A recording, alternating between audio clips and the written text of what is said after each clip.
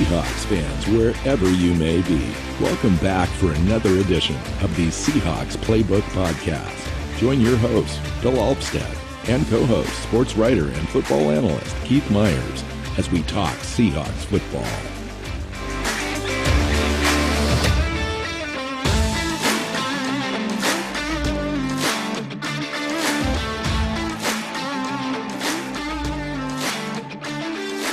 Seahawks fans, welcome back for another edition of the Seahawks Playbook podcast. I'm your host, Bill Alvstead, here with Keith Myers and special guest today, Dana O'Gorman from Our Turf Football and the Real Hawks Talk. Is that what it is? Real Hawk Talk is, yeah. The podcast with the Hawk Blogger crew. Welcome into the show. Welcome back, Keith. Let's talk Seahawks football. Let's do it. I'm excited to dive back into all of this, and it's the off season for the Seahawks, which is, other shows take that time off. We don't. And this is actually, one of my favorite parts of the year. Yeah, this is the fun. Getting ready for the draft and all of that. So, but this week we're talking about the coaching staff. So, but before we're going to do that, let's talk about a little bit about the Super Bowl, since we now know what two teams are playing and all that. And so what do you think, Bill? Where are we going with where's the Super Bowl headed this year? Well, I was wondering if you saw any surprises at all in the NFC Championship game or the AFC Championship game. I thought that the Kansas City and the Bills game would have been a little closer, but Kansas City came to play, and I think the Bills just didn't. And Kansas City was ready to roll, and they made it to the game. I thought that the Tampa Bay Green Bay game was really interesting. I thought that Green Bay was going to come out and just kind of take that game, and it ended up completely the opposite way of the direction I thought it would go. So it's Tampa Bay and Kansas City. What do you think? Yeah, I was surprised. I was surprised by the NFC game. I honestly, I don't think Tampa is a Super Bowl quality team compared to what we've seen from other years and that kind of stuff. I mean, their defense is good. It's not great.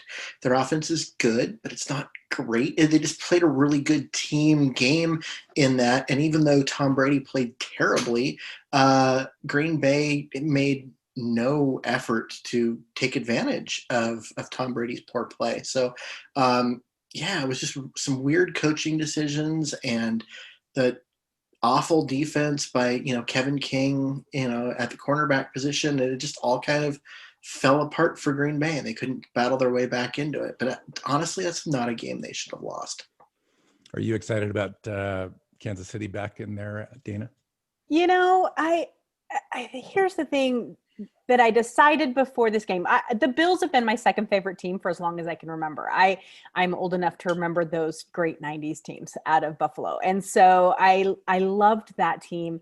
And so I've always had a soft spot for them. I've always wanted them to do well. And yet I live in Kansas City, and I have so many friends who are crazy Chiefs fans. And most of them are smart enough that you only get windows like this every once in a while. You only get teams like the Kansas City Chiefs have right now every once in a while. So I was going to be real happy, to be honest with you, either way that went. But I, too, was so surprised at the way that game showed up. The Bills looked like they had – the lights were just too bright for them. This was a game where, honest to God, you never felt like they got into a good rhythm. They never looked like they were playing complete Bills football, which we have seen them play. So we know that they can do it. And so I was a little surprised at the way that game turned out from the Bills side of it. I think with that experience under their belt, maybe next year it wouldn't be such bright light syndrome at this time. But now the NFC Championship game shocked the crap out of me. I'm not going to lie. Like, I couldn't believe what I was seeing from both of those quarterbacks.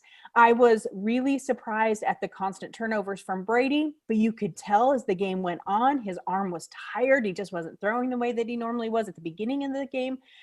But I felt a little different about that Tampa Bay defense. I thought they looked fantastic. And the game plan for Aaron Rodgers was perfect. And so I'm not sure who deserves credit for the win or the loss. I think that probably more of the blame lies with Green Bay. I don't know if they thought they'd just come in and roll over them, which would have been silly, having Tampa Bay having beaten them so badly in the regular season. But at the same time, I was pretty impressed with that Tampa Bay defense, and I think that is probably the only area of concern the Kansas City Chiefs should have about Tampa Bay. I think the offensive side of the ball for Tampa Bay is something that Chiefs defense can handle. So. Yeah, interesting. Yeah, I agree on all your points. I mean, that's really good analysis. I do think that the Bills are well equipped to be competitive for the foreseeable future. I don't have any doubt that they're going to be back into the playoffs next year and try to redeem that loss.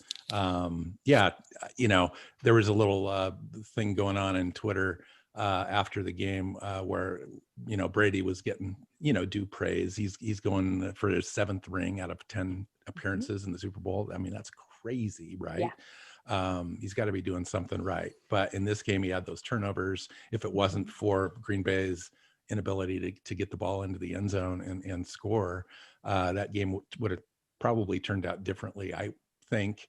And so I think the defense really kind of won that game for him, bailed him out. But it'll be a good matchup. I think, Kansas City is just going to be unstoppable. I'm not sure that Tampa Bay has what it takes to stop all that motion and the speed and all the weapons that Mahomes has, and their defense is just as good, if not better, than Green Bay's, I think. And so it's going to be a tough matchup for Tom, but they're at home, quote unquote, at their own stadium, and we'll see what happens. I would say I think this game opened as a 3.5 point favorites for the Chiefs, and I was telling people, I'm like, if you're a betting person, get on that, because you're only laying 3.5. By game time, you're going to be laying 6 and at least 6.5. And even if you wait and you have to lay 6 points, I would probably take the Chiefs.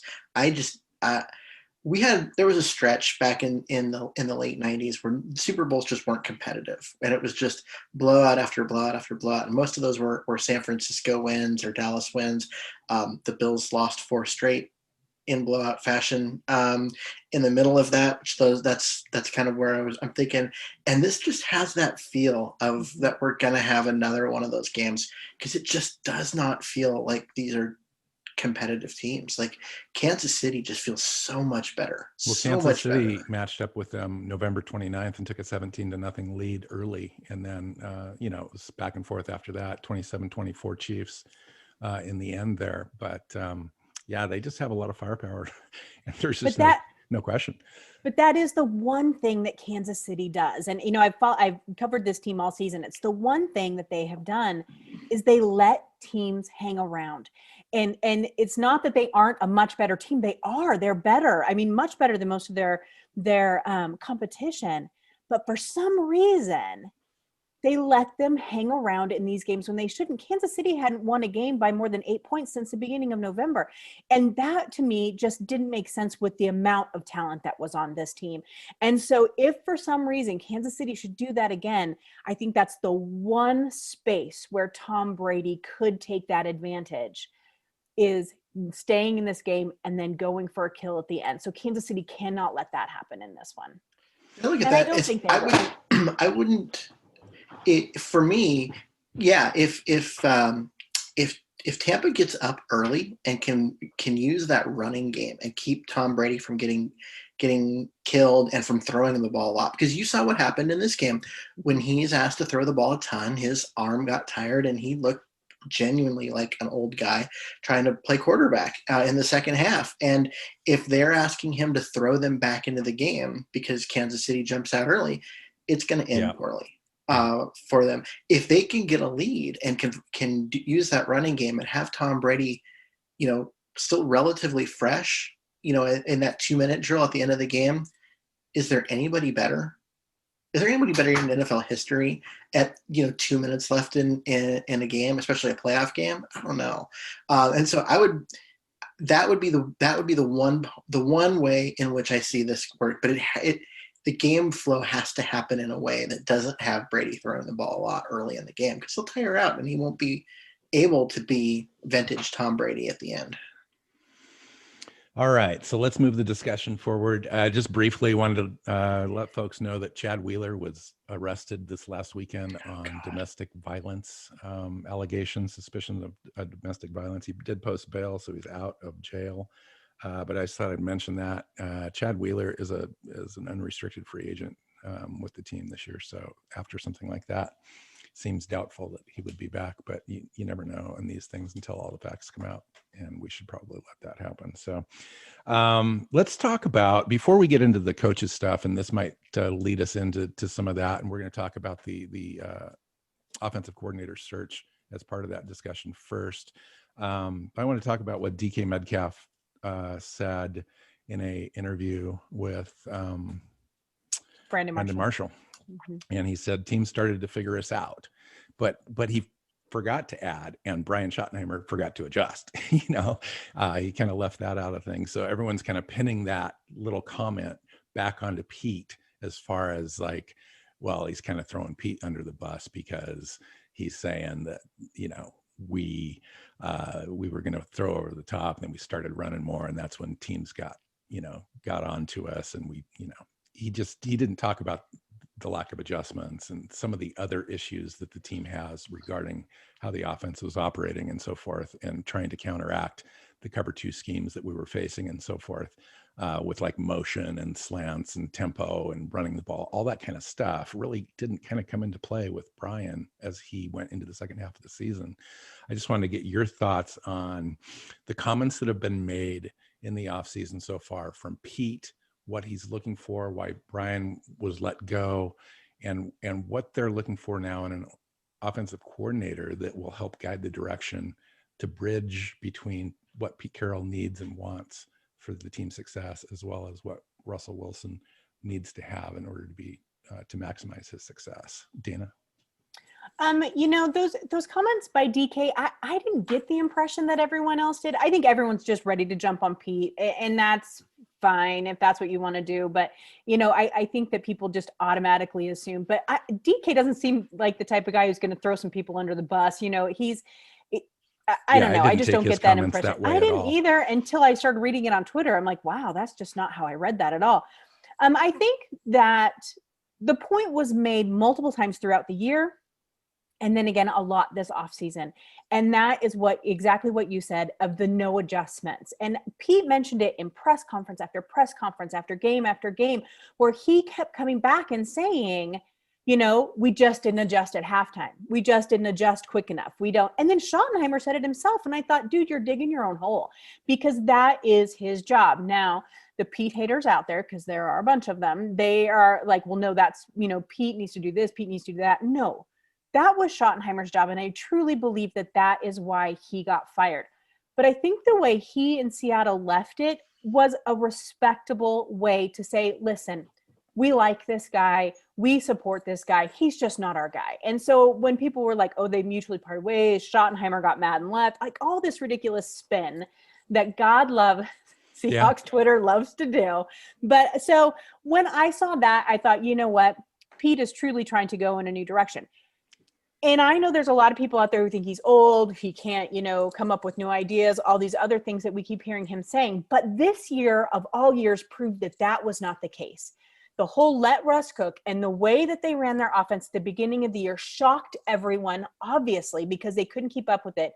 And then exactly like DK said, people figured it out. And so then they didn't adjust to bring new. And I think that's now what they're looking for.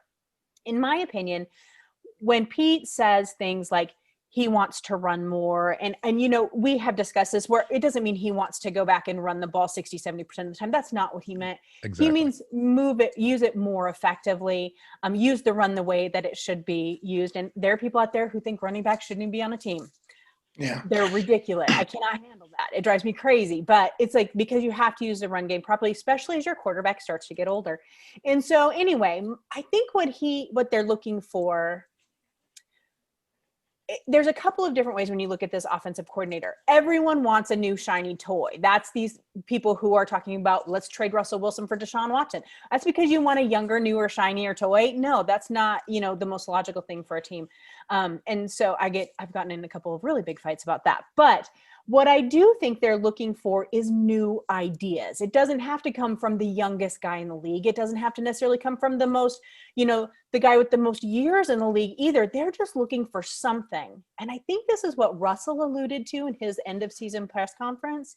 They are looking for someone to give them a boost, to give them a different idea, to use their skill set differently. We all know Russell can throw the ball 50 yards down the field. We know this. But why do that every single time like he was? Let's look for different ways to use it. So I think that's what they're looking for in an offensive coordinator. And I think that's why we've seen them cast such a big net. 11 different people they've contacted, about this job.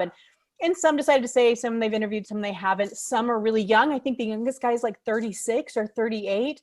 And then they have some guys that are in their later 40s and older. And so I think that they're just trying to get a feel for what's out there and what's available and what ideas people can bring to them.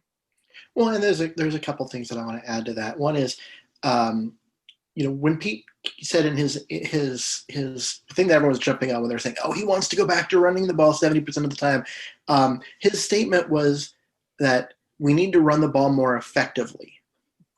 And then he followed that up after saying more effectively like 3 times. Then he finally said, "And we need to run it more."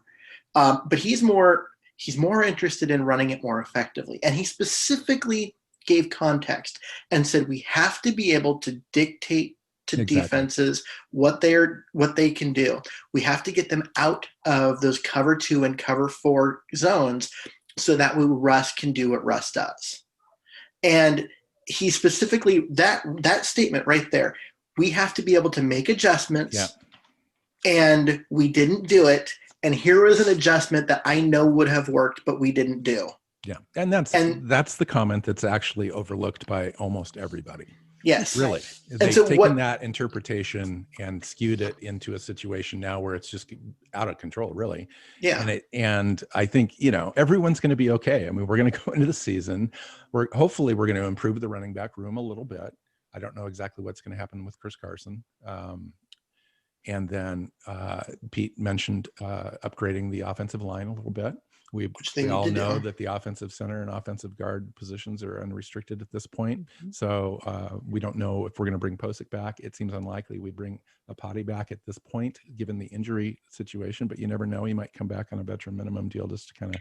Well, Pete specifically said that we have to upgrade at left guard. Exactly. So he called out, without using his name, he called out Lupati and said, we have to upgrade that position. To me, Lupati's done. They're going to go get someone, whether it be a free agent or a draft pick. I have a feeling he's going to retire. I don't know why I get that gut feeling. I just feel like he saw this year and is like, you know what, I'm going to go out while I still, I don't want to go to yet another team. You know what I mean? I don't know. I get that feeling. But anyway, sorry. No, I'm with you. Well, I think the point is, I think Pete wants to be more efficient. They want to be able to convert third down at a higher percentage this year. I think they were in the low 40s. He wants to be at least 45%, if not 47 or 48.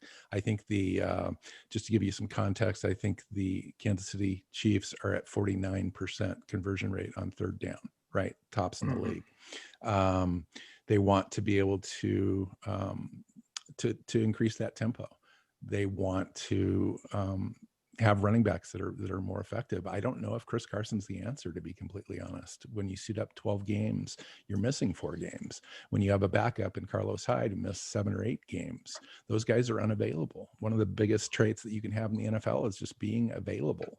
And that's a big deal to Pete. And so I'm not exactly sure if, Chris Carson's looking for a $7 million a year number, if that's attainable for him from any team, given that injury history. And so I think that, Seattle might be letting him go out there, seeing what numbers he can get, and then having him come back maybe on a 1-year, $5.5 million deal type of thing. To give him an opportunity to play 16 games and see, because he is the type of running back, the style that Pete likes to have, a violent runner, guy that initiates contact, breaking tackles, all that kind of stuff are excellent positive traits that Carson has. But it'd be interesting to see. There's a few running backs in the draft I really like, and there's some free agents out there as well that can help. So All right. Let's go into lead that into that offensive coordinator conversation for a little bit, and let's just talk about where we're at in that search.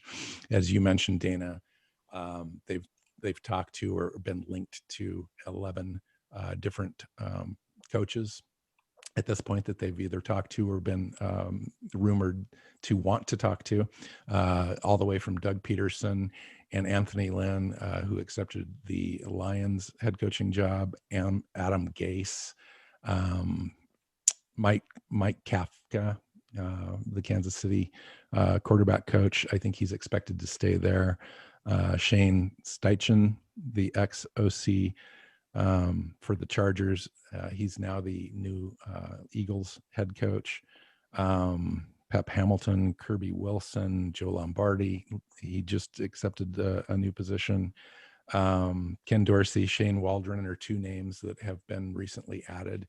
I'm more intrigued by Shane Waldron than most of the other ones, to be completely honest. I think he'd be an excellent fit for what they're trying to do. So I wanted to kind of throw this out there to you guys. How do you see the search so far? Are you concerned that quite a few of the names that they've been linked to have already accepted positions with other organizations? And do you think Seattle's doing it the right way? Or do you think that somebody should have been in place by now? Either one of you guys. Go ahead.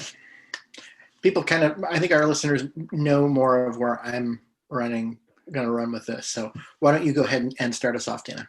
Okay, sure. Yeah, Jake Heaps put out an interesting article, or they interviewed Jake Heaps, and he said really that there were 5 left that they were really interested in. And a lot of people took that as Russell Wilson is saying, lean this direction. They were like all about, because Jake and Russell are, are in business together. So it's like, I don't think that was it. I think it was just a logical, look through of who is really out there.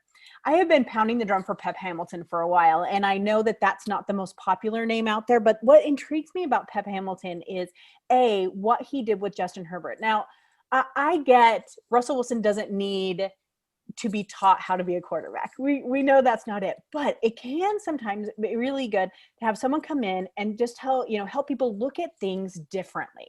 And I think Pep Hamilton could probably do that for Russell.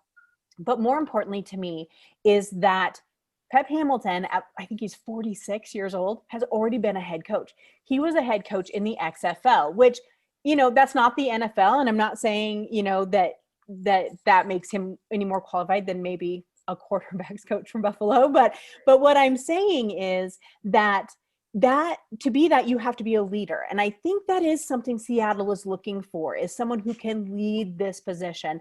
And they have said they want someone who can push back against Pete. And so once you've been a head coach, I think you can just see things. So a little differently. So I've been kind of beating the drum for Pep for a while. I don't know that he'll end up in Seattle, but I would be thrilled with that. Ken Dorsey is a name I think that is a lot of people have really talked about. I also know that Nathaniel Hackett out of Green Bay, I'm not super excited about those names. But then Shane Waldron is the one, like you said, that a lot of people are getting really excited about. Obviously, he's the passing game coordinator for the Rams. My thing is, though, has the passing game been so fantastic for the Rams that we have to, hold him so high? I think that some of these coaches... You have to look at what you have to work with. Amen. That's a whole podcast in and of itself. But I think that, too, one thing that we have to keep in mind, there is still that Sean McVay effect.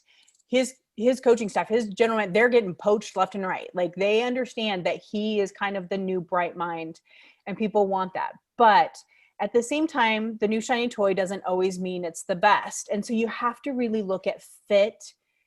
And I think that's why, like, they brought in Adam Gase. That wasn't a serious thing. I think that was, just because they were talking to everyone. Same with the running backs coach. I think that they brought in like Doug Peterson and Anthony Lynn and Adam Gase because of the relationships that Pete had with those guys, and to get information about other coaches like Anthony Lynn. He probably talked about Pep Hamilton and Shane Steichen at the time it was available, just to kind of get some background information on those guys as well. And that makes so much sense. And then, you know, I think there are a lot of people who would get really worked up if Peterson showed up. Once again, he keeps saying he's going to take the year off. I think he should take a year off. So that doesn't make a lot of sense to me, but I get wanting the younger guys with new ideas, but I still think that you have to have, because of the age of our quarterback, the way our team is set up, you're not looking for someone to completely mold a brand new quarterback. You have to have someone who has kind of a little more depth. And so that's why I just really lean toward Pep Hamilton. I know I'm not alone in that, but I also know that he's not a lot of people's first choice. So. No, and actually, you're not going to get a lot of pushback on Pep Hamilton from me. I agree. He's not everyone's first choice. He's a he's a running guy, and he's people are they want the passing game coordinator. That's why Walden is the name. He is kind of a West Coast offense guy too. Yeah. And with kind of a power run kind of background to him. Yeah, and so I like Hamilton. The fact that they talked to him, I thought was great, and I'd love to see him come in, get an opportunity to call plays and that kind of stuff. The direction that I wanted the team to go got shut down early, and that was the San Francisco running game coordinator. I think his last name was McDaniels, and he was a guy that they wanted to talk to. He was. Yeah, and pretty much as soon as the name came out as someone was interested, San Francisco promoted him to offensive coordinator, which took him off the market. Because the things that Shanahan's offense does in the running game and in the passing game and all the movement and everything, Shanahan is a very good offensive mind. He runs a very competent, very good scheme that makes it really hard on defenses, and he's stuck with, genuinely kind of a bad quarterback situation. But that would have been a great fit in Seattle. All the things that he does, the stretch zone plays and the motion off of that and all those things, he would have been a fantastic fit. But San Francisco goes, you don't get to do that. No, you don't get to take him from us. And so they promoted him so that he couldn't leave. Seattle couldn't pursue him. So Keith, are you concerned at all in the direction that Seattle's been going in the last couple of weeks? Or are you okay with them taking the time? Because one of the things that they've been doing is they interviewed Anthony Lynn and Adam Gase and those. Were those serious interviews? Were any of those guys ever going to be hired by Seattle? Were Seattle ever going to offer any of those guys a job? I don't believe the answer is yes, because Pete Carroll doesn't want to bring in Doug Peterson for a year and then have him leave to become a head coach somewhere and have to redo this again next year. He wants a guy that's going to be here as long as he is, right? He's probably got 3 more years left of Pete. He wants a guy that's going to be here as long as he is. So that way there's that continuity. There's they're not changing schemes. They're not relearning all that kind of stuff. And so he's not going to bring in those guys. So we talked to those guys, picked their brain a little bit. Hey, what would you do with Russ? What do you think we need? All those kind of stuff. So he picked their brain, but those weren't serious interviews. The serious interviews are the ones that are coming up now that teams that are in the playoffs are losing and their coaching staff's becoming available to interview. And that's Walden, and that's Lombardi, and that's Dorsey. And those are the guys that are actually serious candidates for this job. And the fact that most of them are passing game coordinators or quarterback coaches tells me that Pete is still looking for someone to breathe life into the passing game and make it so that it doesn't die like it did in the second half of this last season.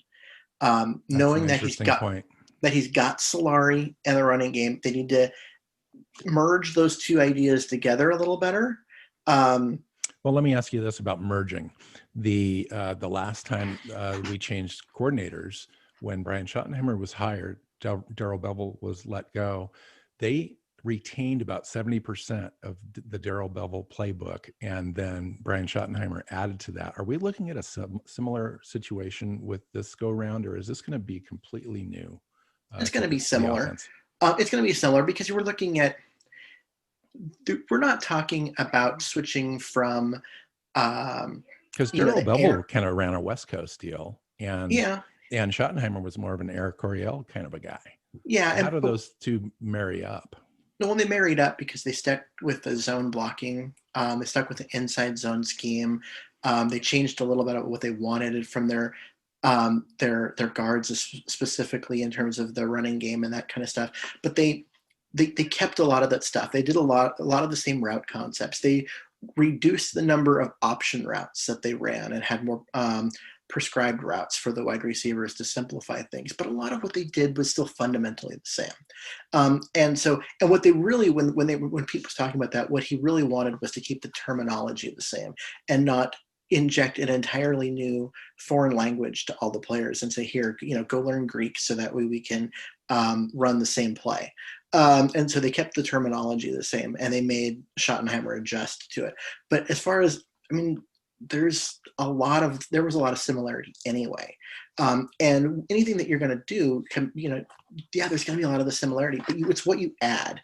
And it's, okay, you keep the terminology the same for everyone, but then what changes do you make? What do you tweak? Do they go back to running more option routes as wide receivers? Do they put Wilson in motion more? The motion plays for Wilson, the half rollouts, the bootlegs, those are in the playbook, but how often do you call them? Right? For reasons I haven't been able to figure out, Schottenheimer did not like to call those plays. And yet when he did, it helped Russ out a lot because it gave him more time, gave him more space, allowed him to, set his feet and get the ball downfield. So movement, misdirection, move the pocket around, quick tempo, all those things seem to be missing. That Walden does really well, or that the Rams do really well, and so therefore Walden would bring in, and that is why people are excited about that, because he brings in, he would bring in an offense or a background that uses motion and shifts way more than Seattle ever did. That play action more than Seattle did. That use moving pockets and half rollouts and bootlegs and that stuff more than Seattle did. These are things that Seattle should have been doing, but didn't. Mm-hmm. And it seems like Russell Wilson would thrive in that system. He would. And every time they do that kind of stuff and they go to it, he does well. And what would happen with Shoddy is he would go, oh, that's working, let's do something else. And that's on the opposite end, let's do it over and over and never change anything. Yes, that's the other thing that he would do, is he'd just grind it into the earth. But it was very frustrating having an offense coordinated by Schottenheimer and having someone with new ideas, new thoughts. Just, you can take the same exact playbook and just run different plays out of it and have way more success in Seattle, because they have the plays in the playbook. He just never called them. And that was the problem. I think one thing we have to keep in mind too, when we're discussing these schemes and this sort of thing, is you also have to have an offensive coordinator come in and realize he's not going to make Russell Wilson any taller. He's not going to make, complete changes to who he is. So he has to be able to work within Russell Wilson's skill set. And, which really felt two-dimensional last year, even in the beginning of the season. Even in the beginning of the year when they were doing so well and having all these fantastic, plays and everything, it still didn't feel like a well-rounded offense. The offenses that you see out of Kansas City, and some of those other teams, it just didn't feel like you almost could, even though it wasn't run, pass, which everyone hated and everyone, complained about, it still didn't feel like there was a lot of variety. It still didn't feel like there was a lot of depth to it. And I think that even with every quarterback has his limitations, Russell Wilson has limitations too, but that doesn't mean that you only stick with a handful of things. You have to have a well-rounded offense. And these players are smart enough and fast enough and talented enough to deal with those. I really think that came out in the second half of the year last year with Brian Schottenheimer. I think that you saw his ceiling exposed in the fact that they were able to generate a really nice functioning offense in the first half, but unable to do anything else in the second half to change when teams were changing against us on defense. And that's why he was let go. I mean, because he couldn't make those adjustments. I think that he would have been around, and he would have been around, I think, if he would have committed to making those adjustments in the future. And they went through that process and that conversation, which led to him being let go, which is interesting. one more thing too. There was a lot of people who were like, Shoddy's a good guy. No one's saying Shoddy's not a good guy. Shoddy's a good guy, and guy. Pete should have helped him more. Well, and we'll get to Ken Norton because I know we're going to talk about this, but I think Pete was trying to fix the defense so badly that he trusted Schottenheimer with the offense, and it backfired. I think another thing, and I made this comment a couple of weeks ago on a show, is that I honestly believe that both Pete and Brian were waiting for Russell Wilson to come out of a little slump, a little funk. Oh, sure. And they waited 1 week, and then they waited the next week, and they waited a third week, and he just kept going. Mm-hmm. And they never really got him out of that. And Russell never pulled himself out of that. And I think that contributed as well, because we did see that Russell Wilson was struggling on his own terms, not just within the offense that was set out for him. So anywho, one name we didn't mention on the OC search was the in-house candidate, Dave Canales, passing game coordinator in 2020. He's been with Pete though since his last season at USC. Has worked with Bevel, with Brian, with Wilson. He's been around Pete. He knows the culture and the system really well. Knows the West Coast system and the Air Coryell. What is the team doing to kind of promote within, elevate coaches like that, or is he even a candidate in the truest sense of the word? Are they really looking outside the organization? They appear to be mostly looking outside the organization, and that's not to say anything about Canales. I mean, he was the quarterback coach a couple of years ago, and then they promoted him to this passing game coordinator and gave him some of those coordinator responsibilities just to keep him here and keep him focused and organized and all that kind of stuff. But ultimately, what they need now is they do need someone to come in with some fresh eyes. And he's a guy who's been here from the beginning. He's not a guy with fresh eyes. He's one of the guys that's been, had his input taken, and it's led them to needing new information, right? And that's not to say anything bad about him. I mean, he obviously is loved by Pete. He's there. But they do need some outside eyeballs to look at this. And you kind of ran into the same thing on the defensive side, where they were promoting from within, right? When you had Chris Richard and they just kept promoting guys they already knew, and eventually things got a little stale. And okay, Ken Norton is part of the Pete Carroll coaching tree, but he'd spent 3 years in Oakland. We're working with Jack Del Rio, who ran a completely different defense, like not even similar. And so he came back with an expanded knowledge. And that was something that Pete wanted. He wanted Ken because of who he is as a person and as a motivator, and the respect that guys like Bobby Wagner and KJ Wright have for him. But he also wanted someone who could bring in and bring some new ideas and some new energy to the coordinator's room. And that's what he found. That's one of the things he really liked about Ken Norton.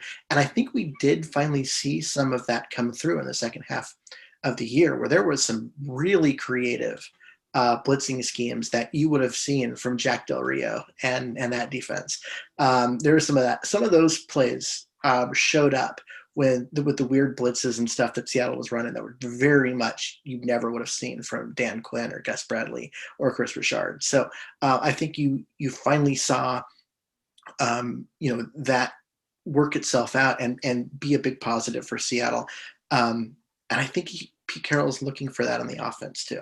Well, let's stick with Ken for a minute now that we're started on that Can conversation. I say one thing about the OC sure. before we switch on? I Sure. just want to add, if Seattle ends up promoting from within for their offensive coordinator, that would be very discouraging to me as a fan, because I think that then that goes back in the face of we are trying to keep up with the rest of the league, and promoting from within, especially someone who's been there that long. It doesn't instill a lot of faith in me as a fan. So I really hope that they do end up hiring, and nothing against him. I'm sure he's a wonderful man. I think that what Keith said is so important. They just need that new ideas. I do too. Yeah. I mean, I think it's really important for him to eventually leave, go into another situation, and then maybe come back someday if that's important to him or if that's the opportunity. Ken Norton. So let's talk about the defense in the first half of the year. The historically bad pass defense. They were pretty good against the run, but teams decided they didn't need to run against Seattle when they could throw it all over the field on them. But we ended up winning 5 games, so we just kind of let it kind of run its course a little bit. I think during that time, they were still trying to integrate Jamal Adams into the defense. I think there were some miscommunications going on between Diggs and Adams, the back end and the front end, and what the cornerbacks were going to be responsible for, and the all that stuff. It just wasn't gelling for whatever reason. Adams got hurt. Neal came in. The defense got a little better during that time, just from a bread and butter base defense aspect. And then when Jamal came back, they ended up having a meeting. Everyone kind of got on the same page, and boom, the defense completely turned around. I think they were dead last in defense in the first 8 games, and literally number 1 in the last 8 games, and ended up at 15th overall, which is kind of crazy. So I just kind of wanted to bounce that off you, Dana. What did you see? What do you think were the symptoms and solutions, and how did they turn it around? And why is Ken Norton still here when we all thought he probably was going to be out the door? I was screaming for his head. I'm not going to lie. I'm a defense lover. It's my favorite part of football. I was screaming for his head. And then you have to kind of take a minute and take a pause and look at what was going on with the Seattle defense. And I'm very glad that they did go 5-0, because I think that saved them from maybe making personnel changes that they ended up not doing it because they were winning still. And I think that ended up being a good thing. So we have to remember that right away, this defense was injured. We lost Marquise Blair. You lost Bruce Irvin, both for the season. Both were going to be vital. Whether you like Bruce Irvin or not, he was going to be a piece of this puzzle, right? KJ Wright gets moved. Dunbar's playing with a broken knee, whatever the heck that was. He had all kinds of injuries. Yeah. And then, and so he was horrible in his position, but of course he had a broken knee, you know what I mean? And then Adams gets hurt. So there was just this domino effect. And I feel like because everyone was getting moved around and there were new pieces and, all the time they couldn't get settled, but they didn't need to, because the offense was bailing them out and they were still winning those games. They did have a meeting. I do wonder how much Pete Carroll injected himself into that defense in the second half. I wonder, we're giving Norton all the credit, but I wonder if Pete was in there a little more than he normally would have been, digging a little bit. But I think more than anything, 2 things really, truly happened. Jamal Adams, they stopped blitzing him every single play, which was a huge help. I think they let him kind of sit a little bit more. But more importantly, the addition of Dunlap changed this team. And I think that was, without question, the biggest turning point. John Schneider, and I know we're going to talk about him a little bit, he gets all this credit for bringing Adams in, but I think he almost deserves more credit for bringing Dunlap in. He saw that talent and how well he was going to fit. And I think that was just the injection and the spark that this defense needed. And so I allowed think everybody on that defensive line to play their own positions, and he made other people better, Mm-hmm. and took on some double teams and all the focus of offenses, and allowed Jaron Reed to excel again, as we saw with Frank Clark here. Right. And even Collier played better. Everyone was starting to play better. And I think it's because, one of the beautiful things about the Legion of Boom and that whole defense and the, best defense in history, whatever it was, is that every single player trusted every other player in that defense to do their job. And I don't think there was any trust. We saw Bobby trying to make sure he's covering everybody's butt. All these other things are going on. I'll mention 2 more players that added into the mix too, was DJ Reed. Huge. And Brooks at the weak side linebacker. Yeah, having him come back from that injury. I mean, if he'd been able to just step in when Bruce Irvin got hurt, and we would have seen. I think we wouldn't have seen quite such an awful defense there. But when Bruce Irvin got hurt, and then Brooks got hurt, like it felt like the next play. It wasn't, but it felt like it. And then they didn't have like they were really lacking the physical speed and presence there. And it was when Brooks came back, at roughly the same time that Adams came back, at roughly the same time that Shaquille Griffin came back. And it was like this massive infusion of talent. And then Dunlap was just like, the cherry on top of the sundae. That's just a lot of talent to add to a defense at once, because all these people weren't playing. 3 of them were hurt, and 1 of them wasn't even on the roster. And now suddenly they are. And I was like, wow. But the part that you guys were saying about the trust and doing your job is the bigger part. Because what you saw early on, the first couple of games, when the team had its talent, it had Blair and Irvin, and it had, the starting 4 in the back, including a healthy Dunbar and Griffin and stuff. The defense was terrible. Well, why was the defense terrible? Because go rewatch those games and go specifically watch the All-22 and watch Quill Griffin. He was not doing his job. What was he doing? He was trying to play both cornerback and free safety. He was bailing out on his responsibilities because they were throwing over the middle. And so I'm going to go over there. And so he'd bail out on that responsibility and leave his guy wide open on the outside. And you saw that a lot by the people on the back end. There was just a lot of that going on, and it led to some of the worst coverage you'll ever see. In addition to Dunbar's worst coverage, and that was a double whammy. I'm talking before even before his knee injury. Once his knee, he was playing with a bad knee all year. True, but it did get worse. And I got the Buffalo game where he was playing on the opposite side. He was playing over on Quill's side, and he should not have been playing. That was literally the worst. That was the worst you'll ever see for cornerback play in the NFL. You won't find a better example of just being awful. And it's not necessarily just him. I mean, he couldn't run. Just watching him walk towards the huddle looked painful.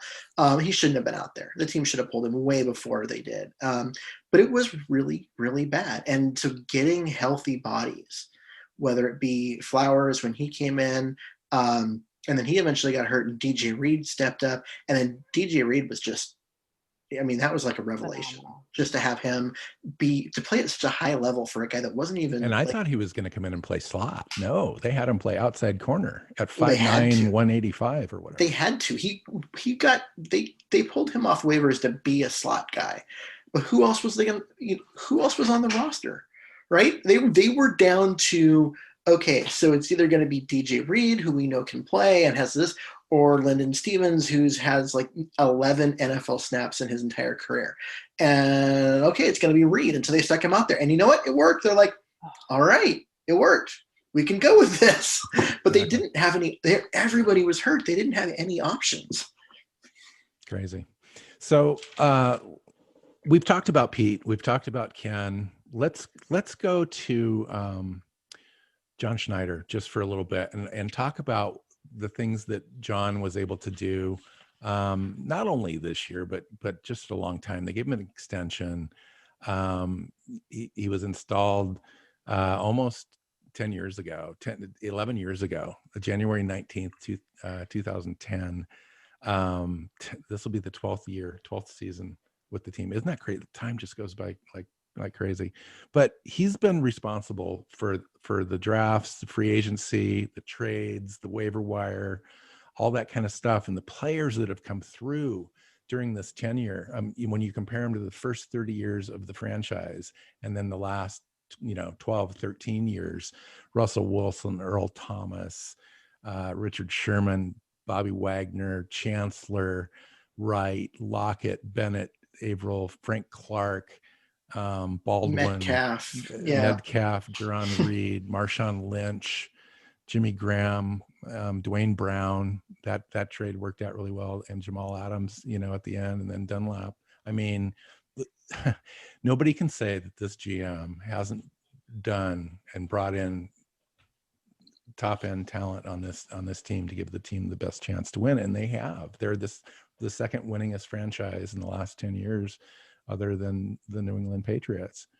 And it's amazing. So I wanted to ask you how you thought, this last draft went, how you thought the trades turned out, if there's any buyer's remorse on a guy like Jamal Adams, where we know the cap number is going to be huge. We're in a cap kind of a crunch a little bit on the team. The lack of draft capital this year, when we know we need probably more than one player to be competitive at the level that Kansas City is at right now. How do we get there with the resources we have? And did he make the right moves this offseason to put together the best team he could, Dana?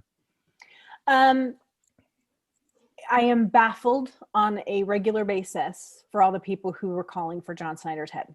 I don't understand it. They wanted him fired. They wanted him gone. And I think when I really upset Seahawks Twitter and called them all spoiled. I just said, oh my God, you people are so spoiled. And then I got a lot of backlash for that.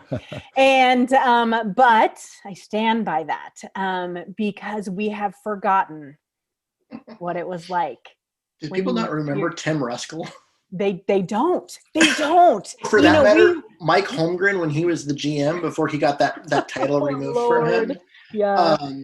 I think that they don't. It's easy. We Seattle, and I always say, we're in the playoffs every year. That says something. No, we haven't won a Super Bowl. Okay, I get it. But talking about John Schneider, I do another podcast with a couple of girls from the UK, and we talk about how John Schneider is a wizard. You're a wizard, John. We say that all the time because some of the stuff he pulls off is just mind-bending. Yeah. And it starts with Marshawn Lynch and it ends with Jamal Adams. These are trades that he went out, and yes, Jamal Adams cost us first-round pick. Yep, I'd do it again. I have no buyer's remorse on that in any way. Couple first-round picks. Yeah, exactly. I'm fine with that.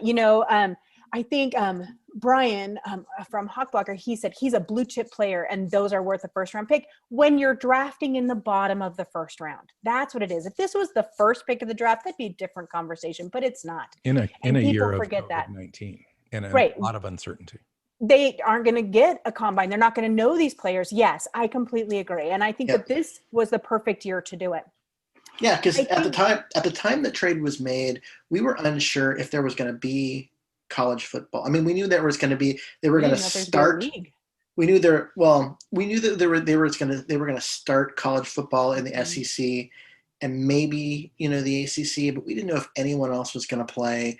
And even if they did, the idea was like, are they going to be able to keep this going for more than a week or two, and then it's all going to get shut down? And a lot of folks were going to opt out. Yeah, make it even more challenging. Right? And so they were looking at going into an off season right now, where you would be planning for a draft based on tape from 2 years or from more than a year ago.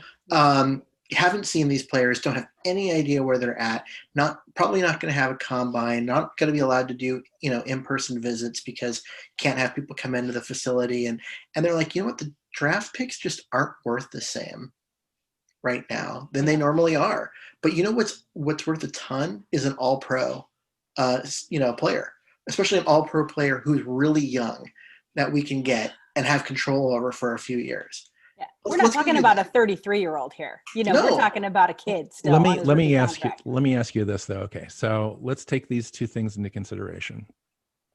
Scheme fit, cost and value, and cap hit moving forward. So we all know Jamal Adams is on the last year of his rookie deal. In the fifth year option, he's getting paid close to almost 10, about $9.5 million. It's a 1-year deal.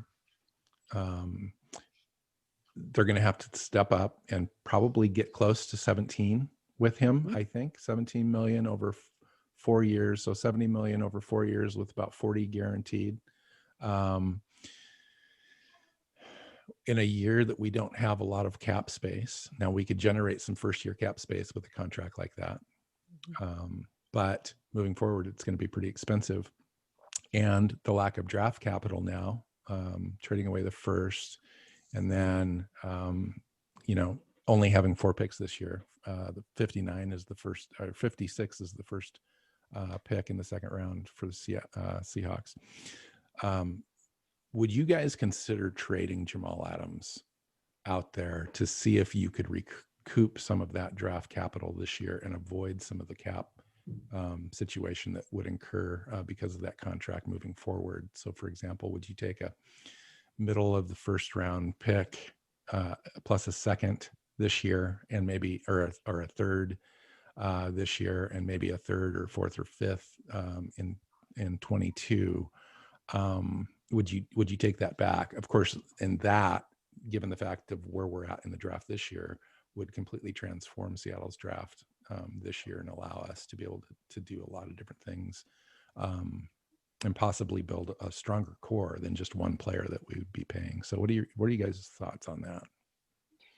I think you run into a situation where your roster becomes a Tim Ruskell roster, where you have a whole bunch of good players, but no difference makers and no great players. And you have to have that top end talent that changes games. As John says, tilts the field. Yes. And if you don't have the guys that can tilt the field, then what are you doing? Are you going to be able to do anything? And you might have a team that's going to win some regular season games, but you're never going to be a true contender. You got to have guys that can tilt the field. Jamal Adams tilts the field. I wouldn't trade him. You got a guy that good, that young, that athletic, that talented. Keep him, pay him, play him. Make up the difference by not bringing in a Bruce Irvin or a Greg Olson and making that be where you have to take the hit in order to make it work as far as, the cap room and that kind of stuff. But you got to have the stars. You got to have him. And as Bobby Wagner ages, you need someone to take the mantle because he's not going to be the best linebacker in the NFL forever. And so you've got to have someone else who can pick up that mantle and carry the defense the way Bobby Wagner has. And Jamal Adams is that kind of guy. You can say what you want about, okay, but he's a safety instead of a linebacker. Wouldn't you rather have that as a defensive end or a defensive tackle or whatever? How many players like that are there? Just period. How many are there? Let's talk about scheme fit. Let's talk about the way that the Seahawks use him, that Ken Norton aligns him, the way that the other players need to adjust their games around him, etc. Is that a big issue in Seattle? Are we maximizing him? Are we minimizing him? Is he good enough in coverage? Do we care about any of that? Dana, what do you think as far as the value that a guy like Jamal Adams brings to a defense versus how much he costs? Well, to answer your first question, no, I wouldn't trade him. I don't think that for many of the reasons that Keith said, but also just because, do you really trade an all-pro player? It's illogical to me. And I think that John Schneider, as we were talking about him when we started this, John Schneider is smart enough to have thought down the road. If we're going to keep him, how are we going to keep him? What does that look like? Where does that need to come from?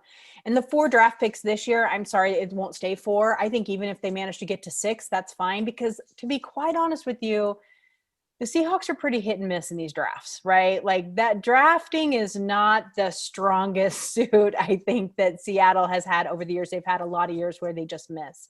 And so trading for these great players, I think, is important. When you look at his value, I think that where you have to look beyond the scheme on the field is his leadership. Like he said, he's going to be that leader. He seems to be really happy in Seattle and to have bought in. And as we know in Seattle, if you don't buy in, you don't stay. And so he seems to have bought in, which I think is important. But when you look at his value, I think that they will pay him. They'll keep him. They'll extend it. I think we're going to see a lot of contract extensions this year that push the problem down the road because they know that cap number is going to rebound very quickly and get very big very quickly, and they'll have lots of space for him. There's been some questions on who they could get rid of that would make up some of that room. And Jaron Reed's name comes up a lot because I think he's an $8 million cap hit next year. And so we have, there's room there. He's actually more than that. Is it? I couldn't even remember. I'm so sorry. I can't even remember. And so I look at this and I think to myself, is this player worth the money he's going to ask for? And there are very few players where you can almost always say yes to. And I believe because of where the safety market is, we can say yes to that with Jamal Adams. Are you at all concerned about the way that he plays, that he could be injury prone in years moving forward, just based on the fact that he's so physical and so aggressive in his playing style? Well, yes and no, because Okay, let me see if I can explain this properly. I used to worry about that with Russell Wilson too. And what we have seen Seattle do is adapt Russell Wilson's game so he's not throwing his body out there and getting hit as often. I mean, he's still getting sacked all the time, but he's not running and getting hit all the time. I can see a good defensive coordinator over time as he gets older adjusting the way he plays so he's not so physical, but he's 24. And yes, he's been injured. He had broken fingers. I don't know if you guys saw those pictures. It was really gross. But, he had these surgeries. But you get one full healthy season out of Jamal Adams, and he'll be worth every dime you've paid him. Mm-hmm. And the other part, when you're looking into this, is it just comes down to, he's not a good scheme fit or whatever. If he was such a terrible scheme fit, then why was the defense so damn good for the last 8 games? Right? He was better when he's on the field, without question. Definitely one piece. Absolutely. Yes, but if he's such a terrible scheme fit, then why was the defense so good with him being one of the centerpieces of the defensive scheme? He's a scheme fit in Seattle because they designed the scheme around his talent set. Right? And I think when Dunlap came in, it took some of that pressure off of Adams to be the end all be all on that side of the field. And so I think that the longer we have those two together, because remember Dunlap still has, I think, at least one more year before his contract comes up, then we'll probably see that evolve even more. Dunlap's also got a $14 million cap hit with no dead money. Dunlap has like a $4.5 million bonus that is paid on the 5th day of the new season, which is March 20th or whatever. And then he's got the 14 thing, and none of it's guaranteed. So you talked about restructuring, extending, and so forth. Mm-hmm. That has definitely got to happen this offseason right now, based on a $178 million cap from over the cap. I think that might go up a little bit with the league after negotiations. Mm-hmm. But right now that's where it stands. And that gives the team currently $2.7 million in available cap space. They can't go into a season like that just with rookies, let alone signing all the guys that they need to sign. I think they've got 47 guys under current contract and so forth. They need to fill out their roster, etc. So you've got Diggs at 5.5 that's unguaranteed, Dunlap at 14.1, Adams is at 9.86, that's non-guaranteed as well. Dwayne Brown at 13.55 million, but only 2 of that is guaranteed. We mentioned Reed. I think he's at almost 4. Is it 11 or 4? I think it's 11. Might be 13 this year. Ridiculous. And that's most of that is unguaranteed.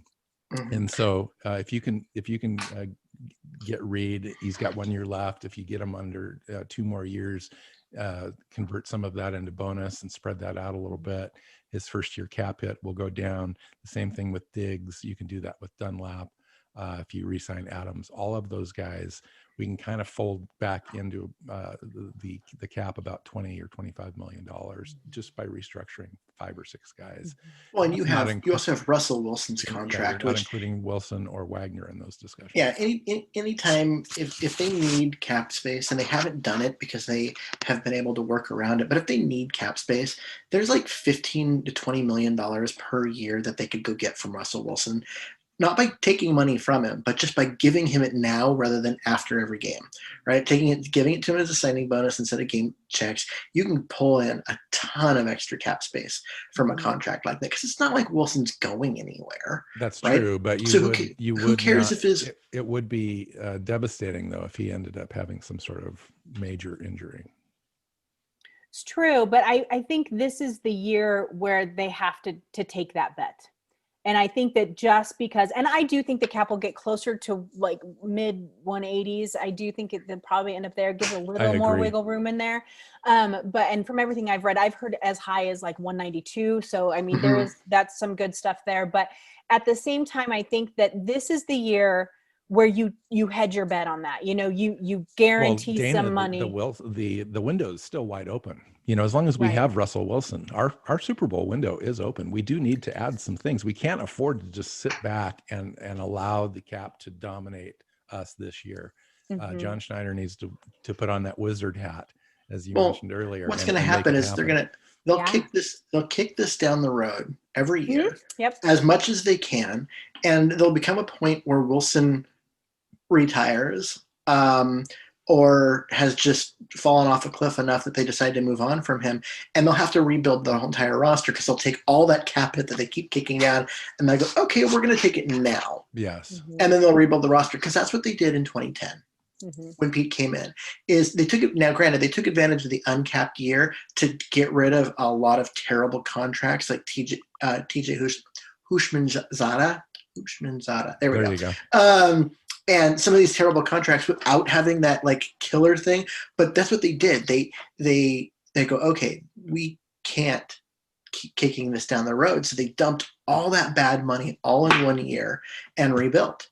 And they let Hasselbeck's contract expire, and they moved on from that. And you have to do that at some point. You can keep kicking it down the road for only so long. But what you do is you look at your roster and you look at your key players and you look at your, that kind of stuff. Wilson's going to be the guy. So they're going to wait as long as they can with Wilson. Yeah. And they'll keep pushing this down the road. Well, as long as they don't end up with $20 or $25 million in dead, cap space, which would be horrific. You don't want to do that until your team is going to start tanking and shooting for, top 10 draft picks and stuff. But I agree. I think you got to do what you got to do in order to stay at the top level of competitiveness. It's interesting. Seattle's gone from 9 wins to 10 wins to 11 wins to 12. Let's talk about Pete Carroll for a minute.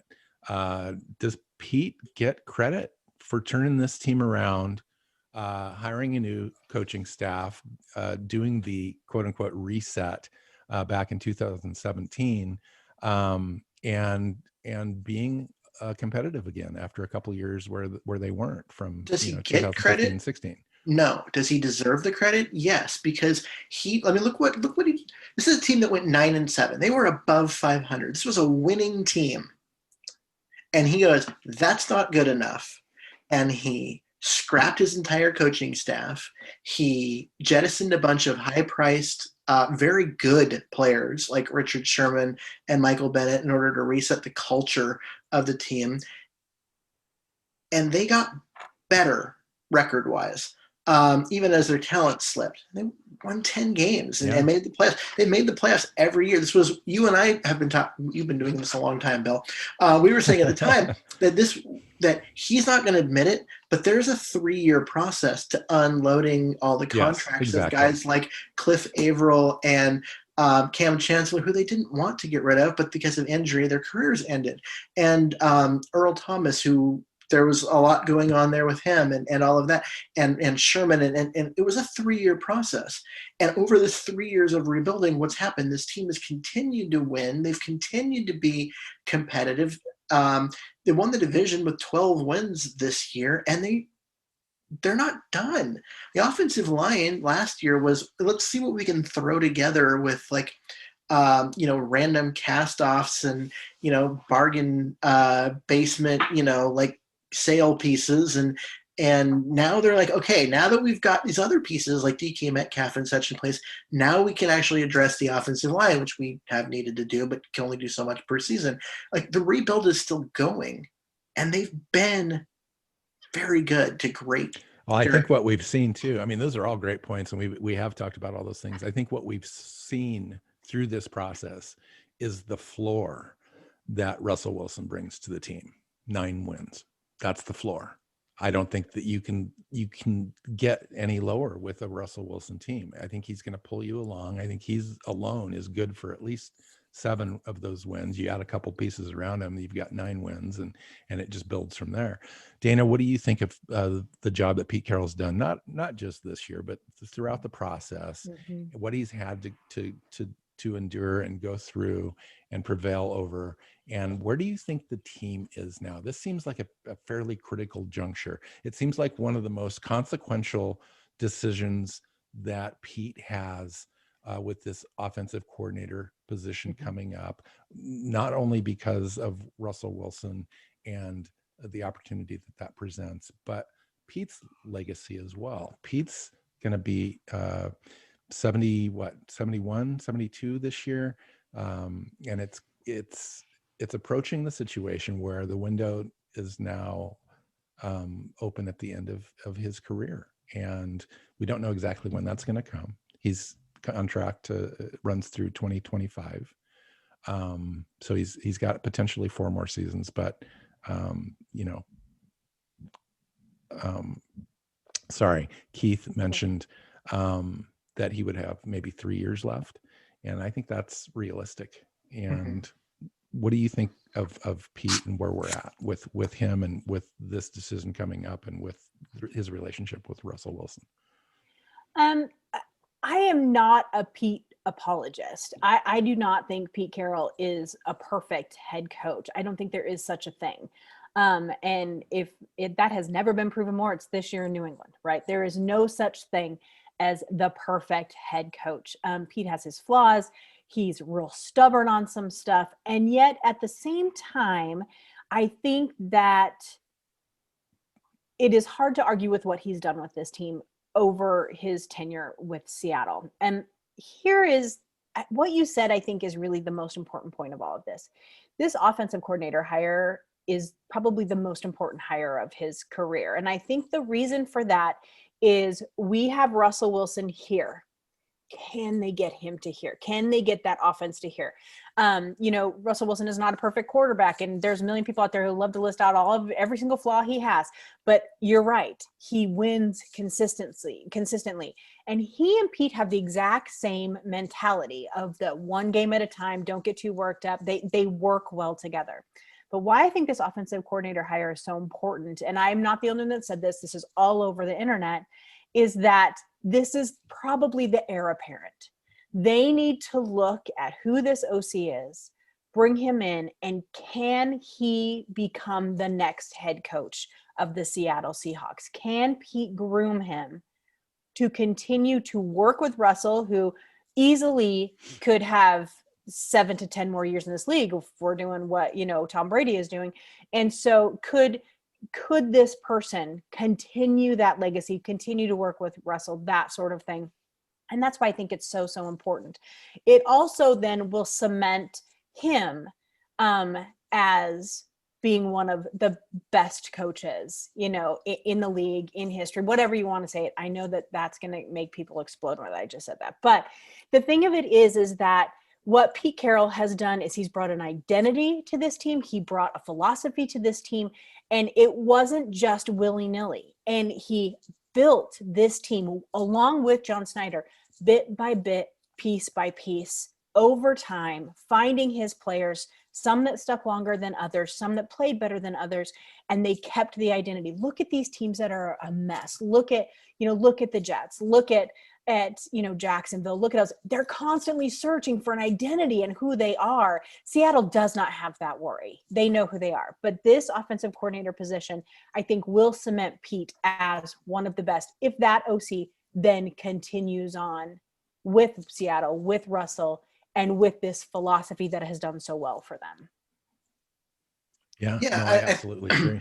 Yeah, I mean, you made some great points there. You're right. Pete isn't a perfect coach, and I don't want to make it sound like I'm being a Pete apologist either. Like his in-game management and some of the decisions that he makes, it's really frustrating. And at least he stopped with the what he called hormonal play challenges. It's true. At least he has gotten control over that over the last couple of years. But he is flawed. But what you were saying is one of the most overlooked parts of what a head coach does is establish and maintain and cultivate the culture of the organization. And you look at that is the extreme thing that Pete Carroll is great at, and that is developing and cultivating and creating this winning culture. And it has been awesome to see. And yeah, he's not a great X and O guy. It's easy to be a fan of that. Yeah, he's not a great X and O guy. He's not a great guy in terms of his ability to, know when to call timeouts and that kind of stuff. But man, those guys. Those guys work hard every day. They play hard on Sundays. They try. There is never any doubt that those guys have each other's back, and they're just entirely bought in to what they're trying to do. And I think it was in an interview with Jamal Adams, and he was just talking about the difference between Seattle and the Jets. And it wasn't just, the coaches are actually know what they're doing and that kind of stuff, but it was the players, right? The players here, they didn't go into the meetings for the film room and sit there and look bored and like, okay, we've got to be here. No, they were there early. They had notes out. They were taking notes. They were studying. They were asking questions. They really cared about what they were doing in the film room. And at the end, they had a basketball shooting competition. Yeah. Because what the heck? but you know what I mean? Yeah, but that's because they get along. But it's fun. It's not just the culture of fun and the music and that they play at training camp and that kind of stuff, but it's also how seriously they take the little things. And that, believe it or not, that comes from Pete. He demands it of his coaches, he demands it of the players, and he's always had leaders like Bobby Wagner and Russell Wilson that demand it of themselves first, and then of the people around them second. That pushed that through, and it's completely changed the culture in Seattle from where they were under Mora and the last couple of years under Holmgren, where nobody cared about what was going on. And that is why this team wins consistently every year, is because everybody cares so damn much. And they didn't before. And the analytics crowd, they like to eat Pete up because, he didn't care about analytics, or it didn't seem from his game plan that he cared about analytics. And that's what I think this year has shown us about Pete, is that he is willing to adjust. He is willing to change. He's willing to take some of that information that's not old school, it's new school, and adapt to that too. And I think that just goes to show that he is looking forward and ready to kind of meld with the rest of the NFL at this, where a lot of coaches his age, New England, it's interesting. There's a myth out there that Pete is not adaptable. Yeah. Pete is one of the most adaptable coaches I've seen. I mean, and that 2017 purge proved that. He was, he could have been set in the ways. He could have retired after that contract and kind of gone out. And he did not. He remade himself, he remade the team, he remade the coaches, and rededicated himself to putting it back together again, and was successful at that. Now, we all want to go further in the playoffs. That's the goal. I think with this particular team, that's why the level of disappointment with the offseason, with the way that the season ended, is so profound, because we did expect this team to be able to go a little further. The defense came on, the offense never put it together. If we're being honest, the way, the last 5 or 6 games really dictated the fact that we were going to be a one and done team this year. It just wasn't going to come together. And, at the beginning of the year, we were going, our offense is awesome, but we're going to be one and done because our defense sucks. A tale of two seasons. Yeah, it was completely like that. So, so going forward, my confidence level is still high. I believe that Pete is, a defensive guy first and foremost. He's not going to allow the defense to slough off. So they're going to come back fully charged and ready to go again. Not worried about that. We're going to get a new OC in here that's going to be able to correct some of the things that we know that need to be corrected. As we mentioned right at the top, we're not talking about running the ball to the point where we're leading the league in rushing attempts and so forth. We have Russell Wilson. We have one of the best weapons in the NFL. We're going to use that. We're going to maximize that. We're going to maximize, hopefully, DK Metcalf's opportunities. I think there's still a lot left on the table with DK. He's not just a long ball catching kind of a guy. Let's get him in open space and see what happens. We know what he can do in open space when he has opportunities. I just don't think he has enough of them.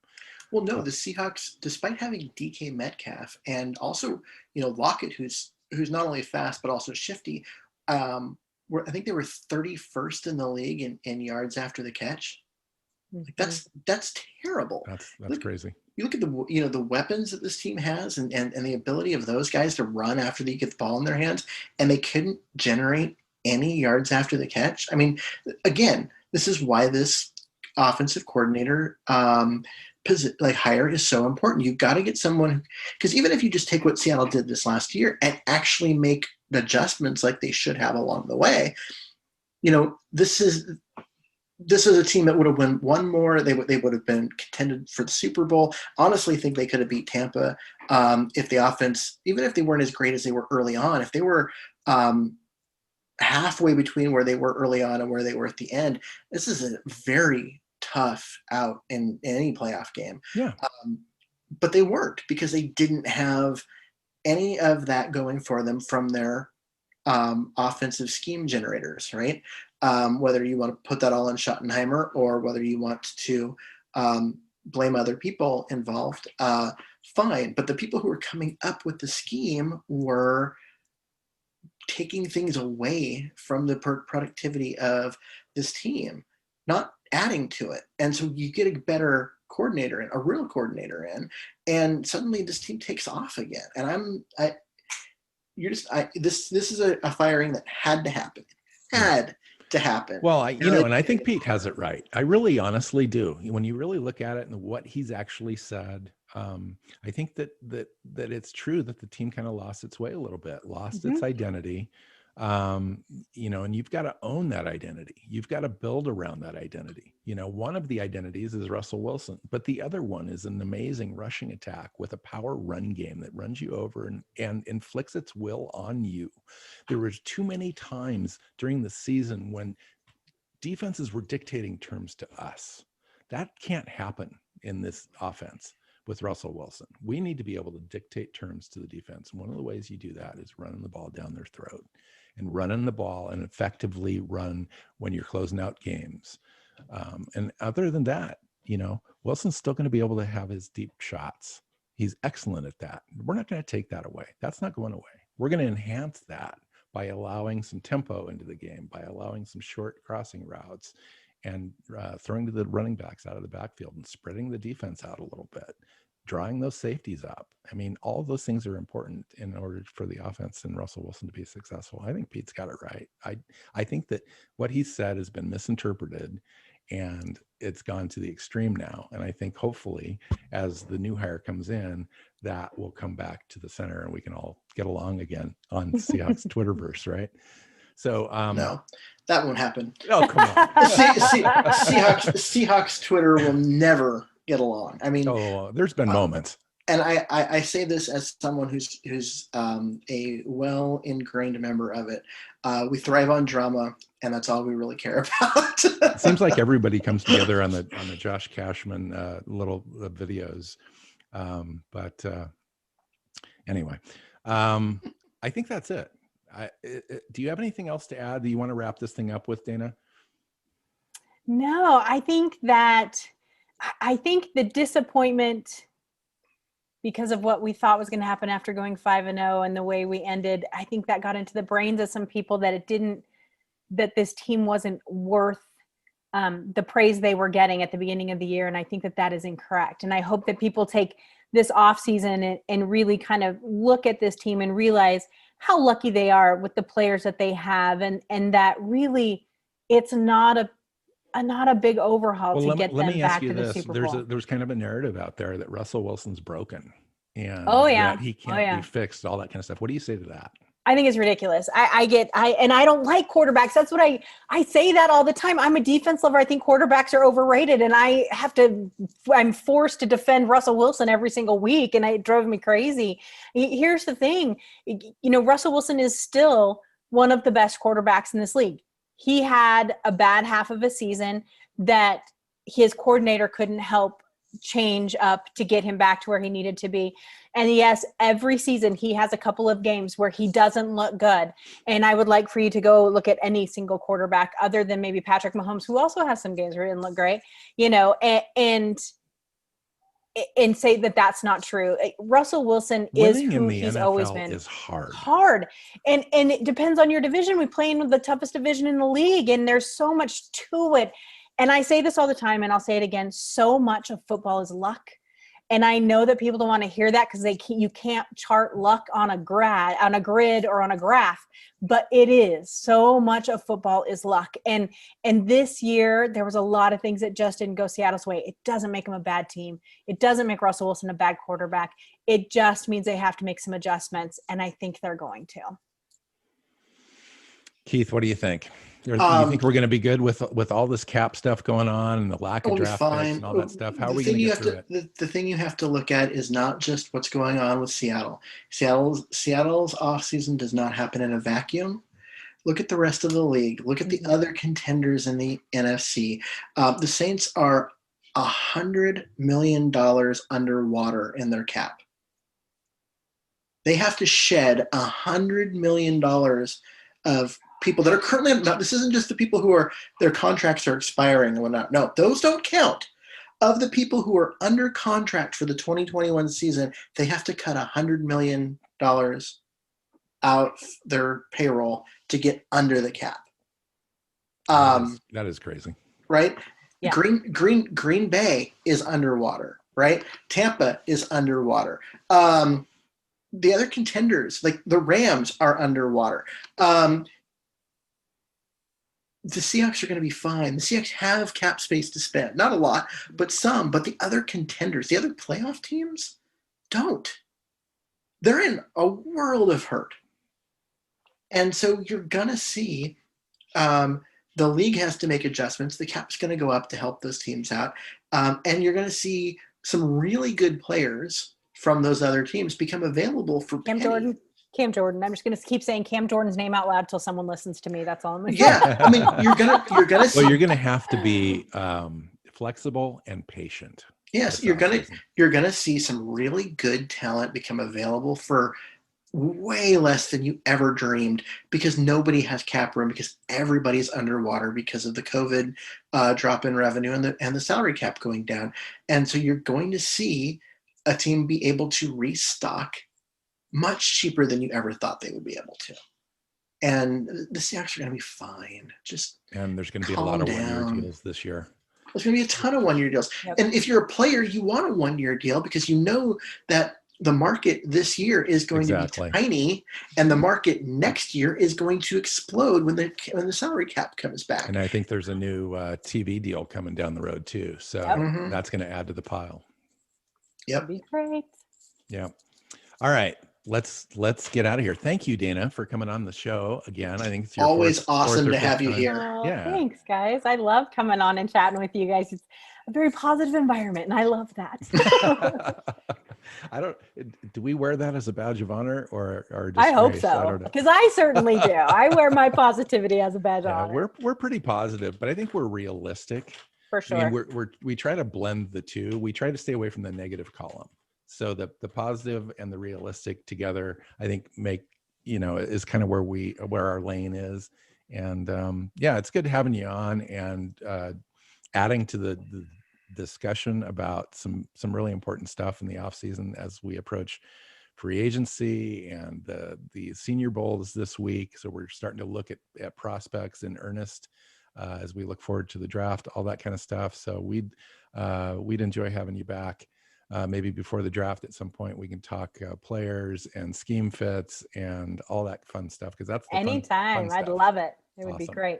Keith, or we could do just let her come in and take my spot, and then no, no, I'm joking. I wouldn't give this up. This is one of my the favorite parts of the week, and I love it. But we'd love having you on here. You're such a great guest. So thanks for coming on. Absolutely. So Dana, where can we find you on social media and the internet?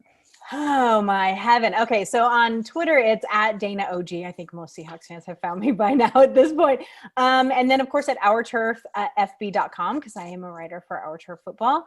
And then, it's come and chat with me. I love it when people talk to me and they want to talk about, the team and the scheme. And I do cover the AFC and NFC West both. And so my timeline is very diverse, and I actually love that, because then I get information from fans all over the NFL, and it just makes it a lot more fun.